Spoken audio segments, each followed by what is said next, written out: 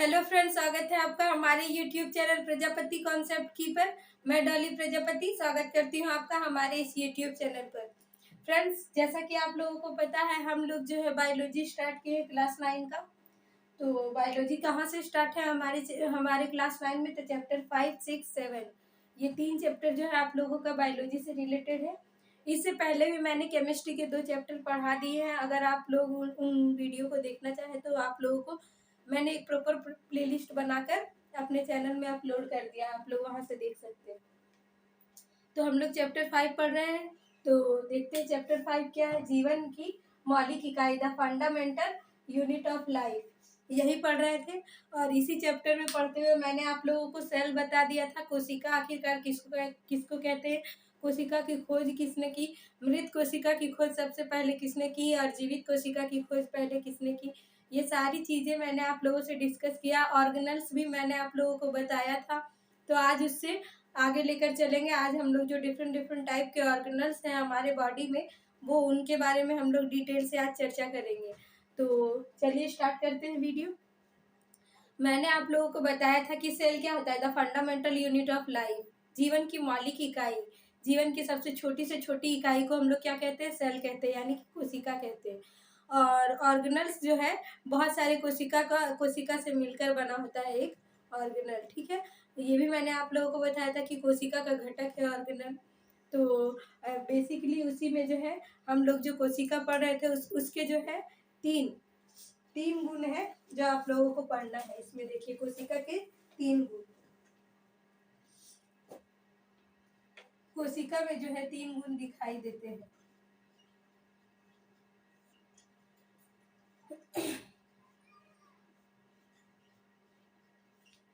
पहला हो जाएगा आप लोगों का प्लाज्मा झिल्ली।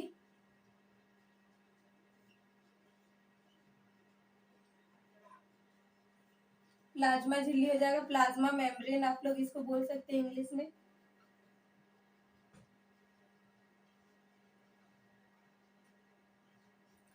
दूसरा आ जाएगा आप लोगों का हो जाएगा केंद्रक यानी न्यूक्लियस।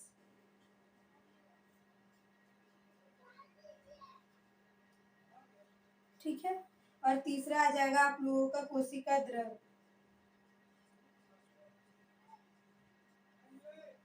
कोशिका द्रव जिसको साइटोप्लाज्म भी कहा जाता है। ये 3 गुण है कोशिका में। प्रत्येक कोशिका में ये जो है 3 गुण दिखाई देते हैं। तो चलिए सबसे पहले इन्हीं सब तीनों को हम लोग डिटेल में चर्चा करते हैं। आखिरकार प्लाज्मा झिल्ली है क्या, इसका काम क्या होता है, फिर ये कैसे कोशिका में रहता है, और ये फिर बात करेंगे।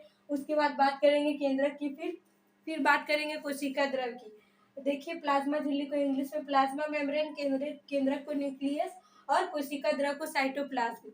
ठीक है। चलिए अब बढ़ते हैं, एक एक करके पढ़ेंगे। सबसे पहले बात करते हैं हम लोग प्लाज्मा झिल्ली की, यानी कि प्लाज्मा मेम्ब्रेन।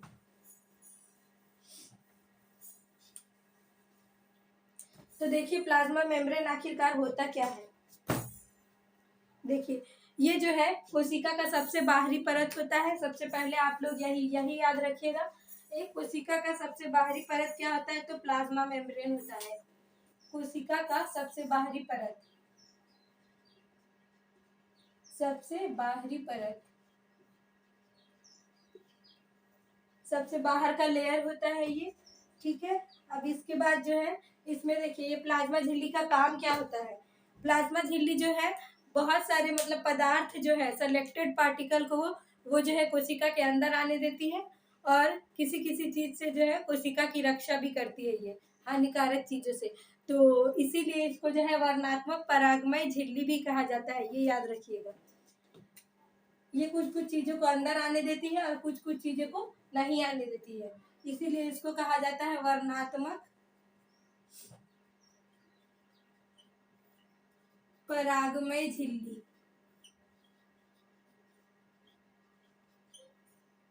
ठीक है। अब देखिए कोशिका जो है ये प्लाज्मा झिल्ली जो है कुछ पदार्थों को अंदर आने देती है और कुछ को बाहर। तो इसमें से सबसे पहला एक सेलेक्टेड पार्ट ये पार्टिकल क्या आप लोगों का मॉलिक्यूल हो जाएगा, गैस हो जाएगा, जो भी बोल सकते हैं आप लोग।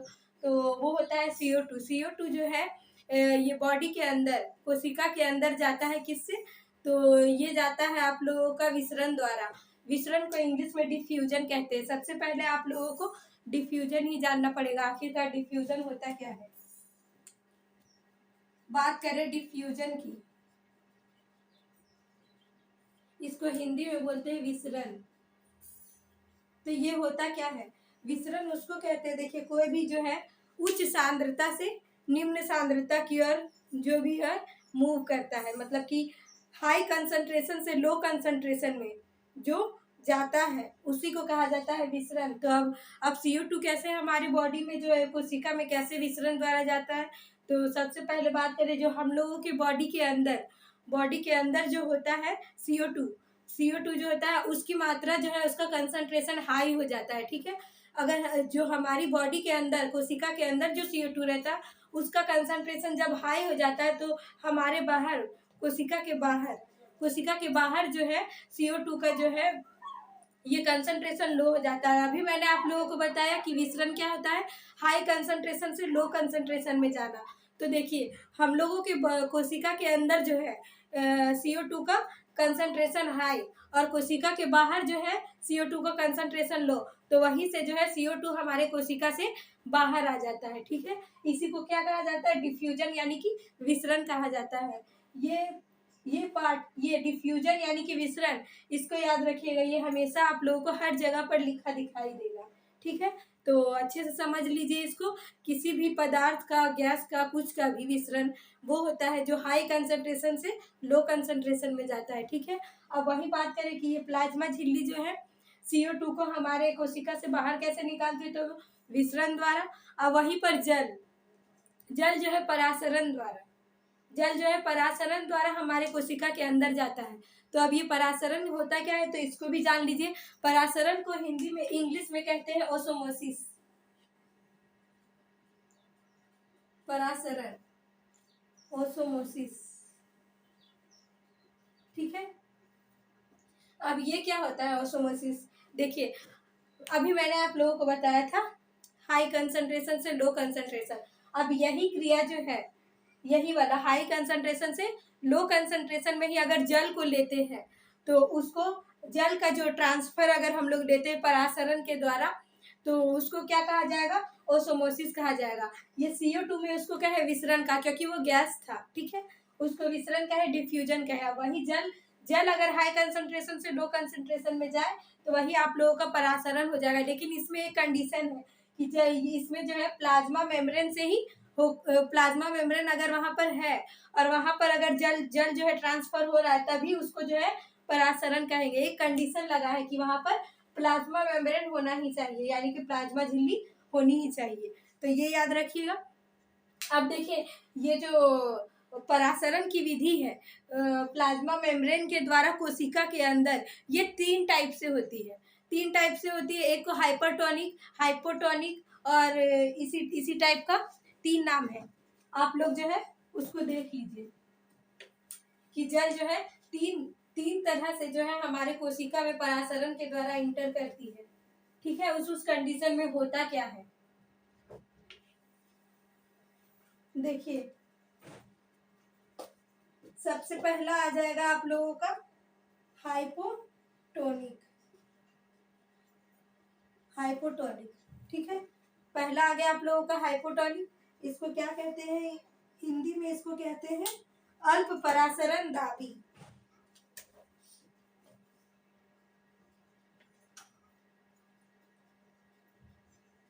अल्प परासरण दाबी, ठीक है।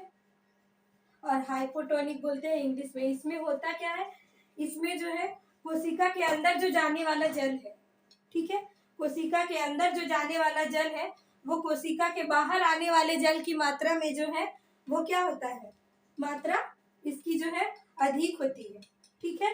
बाहर आने, जितना कोशिका के अंदर जो है बाहर आने वाला जल और जितना कोशिका के अंदर जो है जाने वाला जल है उसकी मात्रा जो है ज्यादा होती है, ठीक है। उसकी मात्रा ज्यादा होती है, तो ये जो ज्यादा होती है तो जल जो है कोशिका के अंदर चला जाता है, ठीक है। कोशिका के अंदर जल चला गया इससे,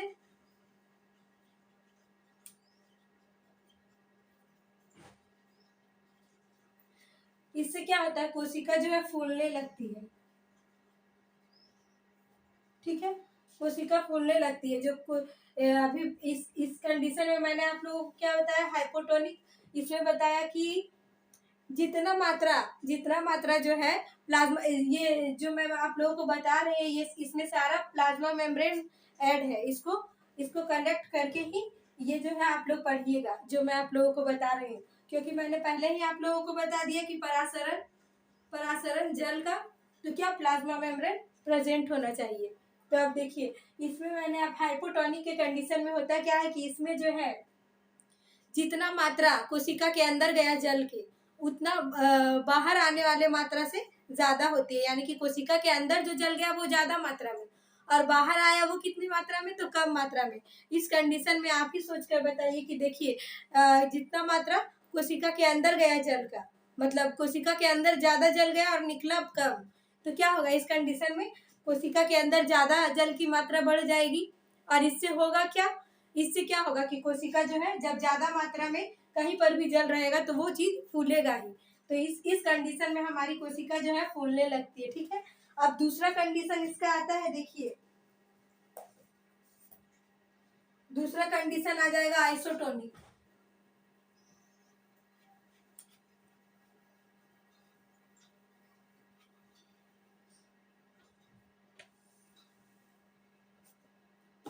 दूसरा कंडीशन आया आइसोटोनिक। इसको क्या कहेंगे, समपरासरण दाबी।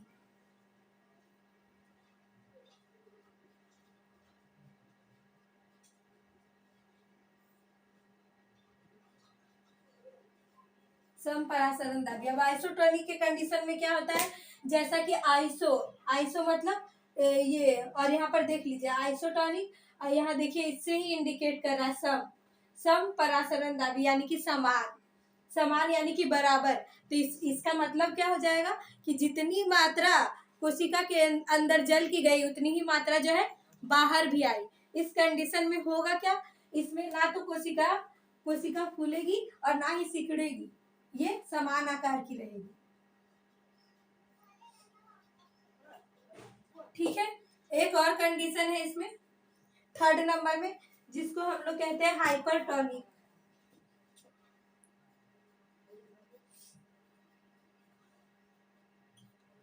इसको कहेंगे हाइपरटोनिक। इसका हिंदी में अर्थ हो जाएगा अति परासरण दाबी। ठीक है, अब ये अति परासरण दाबी यानी कि हाइपरटोनिक होता क्या है, तो देख लीजिए। अति अति मतलब यहाँ से देख के ही समझिए वर्ड को। अति का मतलब क्या होता है, अत्यधिक, ज्यादा। इसके कहने का अर्थ है कि जितनी मात्रा में कोशिका के अंदर जल गया उससे ज्यादा जो है बाहर निकल गया। ठीक है, अब जितना मात्रा गया कोशिका के अंदर जल का उससे ज्यादा बाहर ही निकल आया, तो क्या हो जाएगा इस कंडीशन में, कोशिका जो है सिकुड़ने लगेगी।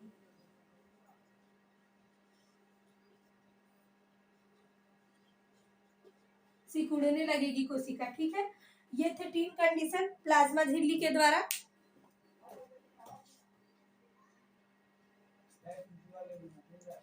ये थे 3 कंडीशन प्लाज्मा झिल्ली के द्वारा जल जो है कैसे अंदर जाता है, कैसे बाहर आता है, उस कंडीशन में। अब हम लोग सेकेंड आएंगे। नेक्स्ट में आप लोगों के साथ हम लोग बात करेंगे। ये थे प्लाज्मा मेम्ब्रेन के बारे में मैंने आप लोगों को बताया। अब मैं आप लोगों को सेल वॉल के बारे में बताऊंगी, कोशिका भित्ति। ठीक है,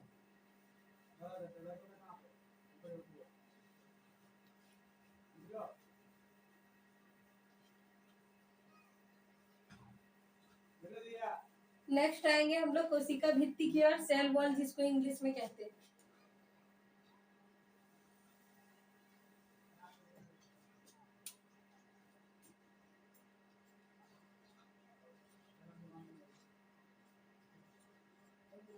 कोशिका भित्ति, अब ये क्या होता है, सबसे पहली बात करें तो कोशिका भित्ति प्लाज्मा मेम्ब्रेन के बाद पाया जाने वाला दूसरा जो है, प्लाज्मा मेम्ब्रेन के बाद यही आता है।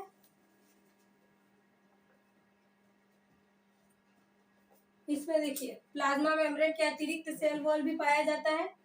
हमारी कोशिका में बेसिकली बात करें तो ये पादप कोशिका में पाया जाता है। ठीक है, ये पादप कोशिका में पाया जाता है। पादप कोशिका में पाया जाता है, जंतु कोशिका में सेल वॉल नहीं पाया जाता है। अब बात करें कि इस सेल वॉल की, तो इसमें होता क्या है वो देखिए। इसमें जो है ये सेल वॉल जो है ये पादप कोशिका में पाया जाता है। इसका काम क्या है, ये जो है दृढ़ होता है। ये किससे बना होता है, पादप कोशिका में सेल्यूलोज का बना होता है ये। और ये जो है पौधों को सहारा देने का काम करता है।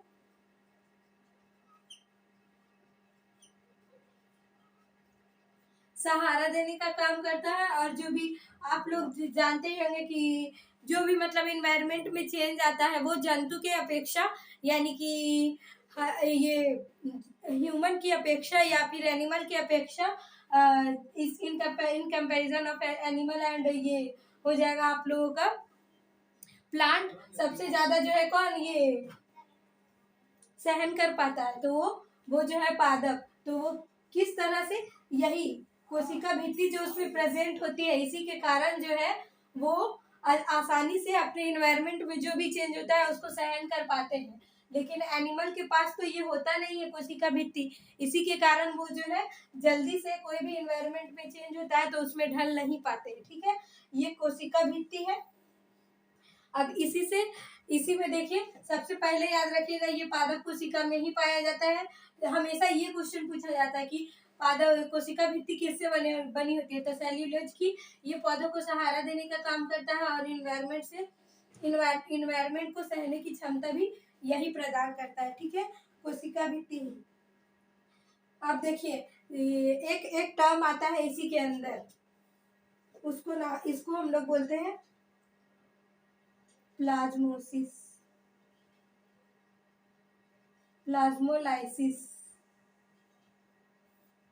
ठीक है, इसको हिंदी में अगर बात करें तो हिंदी में इसका नाम हो जाएगा जीव द्रव्य कुचन।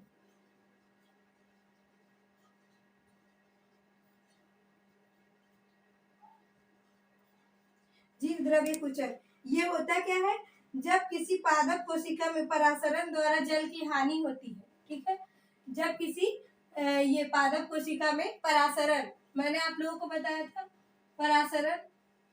परासरण द्वारा जब जल की हानि होती है तब जो है ये प्लाज्मोलाइसिस होता है। ठीक है, तभी जो है कोशिका झिल्ली के आंतरिक पदार्थ का, तभी जो है कोशिका झिल्ली का आंतरिक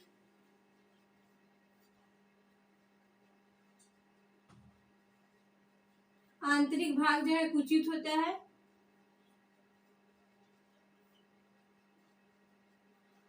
और इसी को जीव द्रव्य कुचन कहते हैं, यानी प्लाज्मोलाइसिस कहते हैं। ठीक है, परासरण द्वारा जल की हानि होना। ठीक है, हानि होना, तो इसमें कौन सा कंडीशन लग जाएगा, मैंने आप लोगों को तो बताया ही था। इसमें क्या हो जाएगा, हाइपरटोनिक का कंडीशन लग जाएगा, जिसमें जो है जितनी मात्रा में जल जो है अंदर जा रहा था उससे ज्यादा मात्रा में जल जो है बाहर आ जा रहा था। तो इसी कंडीशन में जल की हानि, यानी कि यहाँ पर हाइपरटोनिक वाला कंडीशन लग रहा है, तो हानि होता है। तो उसी टाइम जो है कोशिका झिल्ली का आंतरिक भाग जो है कुचित हो जाता है, यानी कि डिस्ट्रॉय हो जाता है। उसी को कहते हैं जीव द्रव्य कुचन। ठीक है फ्रेंड्स, ये था आज का सेशन। तो इसके बाद हम लोग जो है नेक्स्ट वीडियो में पढ़ेंगे। आशा करते हैं आप लोगों को वीडियो पसंद आ रहा होगा। तो मिलते हैं आप लोगों के साथ नेक्स्ट वीडियो में, तब तक के लिए धन्यवाद।